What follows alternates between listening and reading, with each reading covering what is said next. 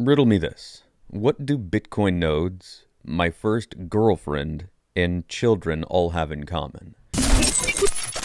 Here's the thing about trust, which could also be called faith in some cases. When you are not around something, when you don't know that thing, then you have to trust that that thing, that person, that whatever is doing what it claims to do. When you are not around the bankers, when you're not around your money, and you're holding it, or it's being held for you, as the case may be, in a bank, you have to trust that they're doing what they claim to do with it. But a Bitcoin node removes the need for trust. Trust is a really useful thing when it comes in small doses, around people that you know, people that you've grown up around, or have spent some usually significant time around and learning about. But when it comes to the wider world, blindly trusting anyone and everyone and all things is not a good idea.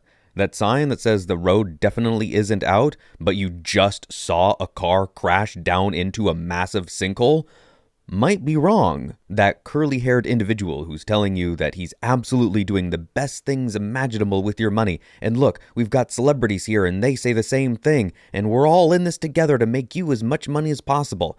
Is he to be believed? When you are the one in control of your money, you don't have to trust anyone but yourself. Here's the thing about trust. You don't know.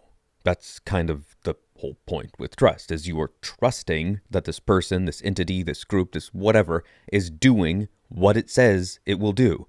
When you send your child off to school, do you trust that the public education system is doing what it claims to do? Give your child a good education?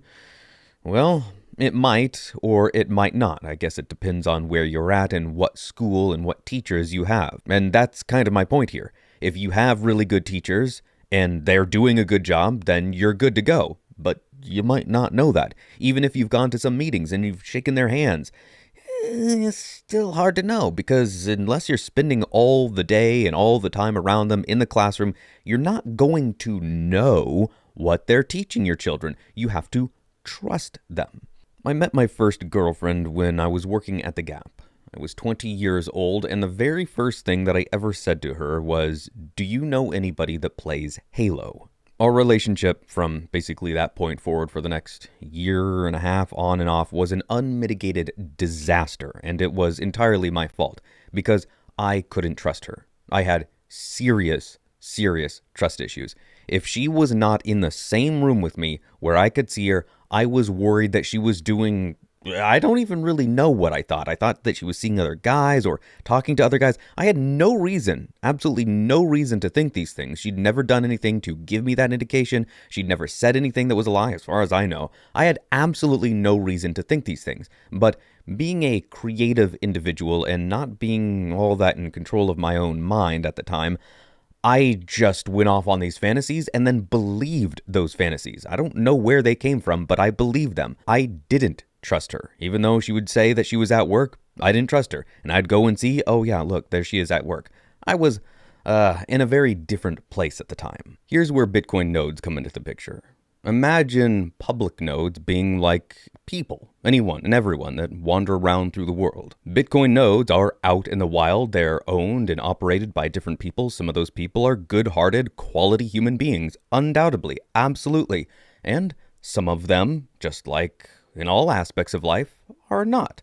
Some of them are grifters. Some of them are scammers. Some of them are ne'er-do-wells that want to get as much money from you as possible, and they're just hoping that you come along, connect to their node, and they get some valuable information from you. A random public node is a bit like a random public girl that you meet out in a dark part of the town. And she says, "Hey, mister, why don't you come over here?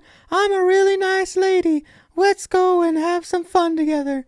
And maybe that'll work out great for you. You might have a future wife on your hands. Maybe, possibly. I suppose it could be interesting to trust her, but why? Why would you do that? Why would you trust her?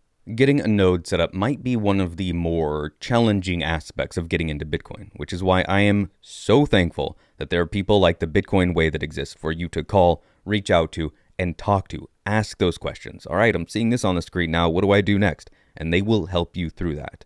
Reach out to the Bitcoin Way, schedule a free 30-minute consultation call, and get your node questions answered, or anything else you might be wondering about Bitcoin.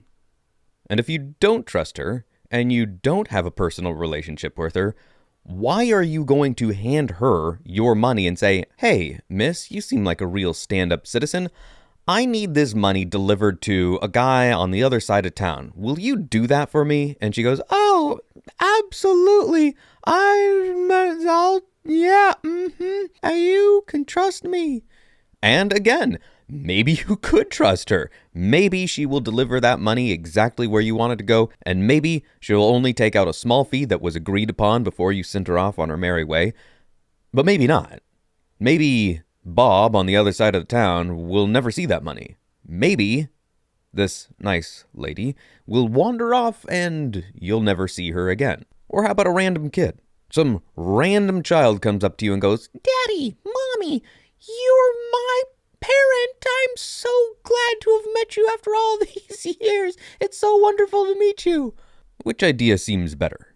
Taking random women and children who tell you they're theirs into your home and going, "I guess we're a family now," or curating that experience, going out into the world, eyeing people, observing them, going, that individual, she seems like a nice gal. I want to get to know her. And over days, weeks, maybe years, we'll get to know each other and build trust. And you can do a very similar thing with a node. While you can't go out and, as far as I know, legally buy a girlfriend, you can go out and legally buy a node. You can go, "I like this company. I like some things about that company. I'm going to weigh the pros and cons here." And if you don't like any of the pre-built options, you can, and you can't do this with a girlfriend yet, but you can build your own node. You can go, "I want to get these components and I can build my own node. I can install the software. I can verify that the software is what it says it is. And then I know that from the ground up, this node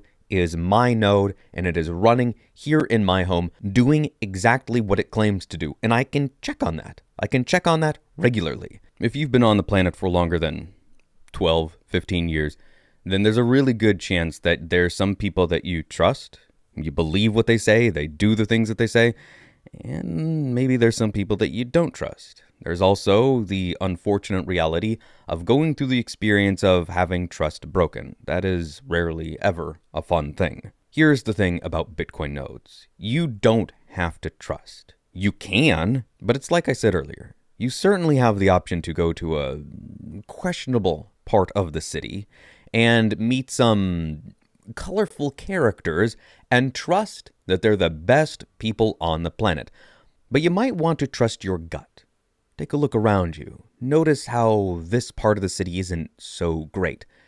And when you connect to a public node, you don't even get that option. You can't see where it's at. It could say that it's here. Could say that it's there. Could say that it's next door. Could say that it's a half a country away. Could say it's a whole world away. And you have no way of knowing that. With VPNs and masking and all the things that people can do with technology, you have no way. You have to trust. But when you own a node and it is in your eyesight, in your home, or exactly where you know where you put it, trust is removed from the equation.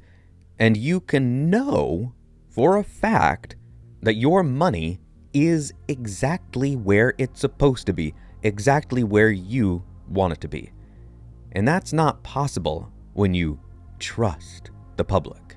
It's only possible when you take self-sovereignty of your money.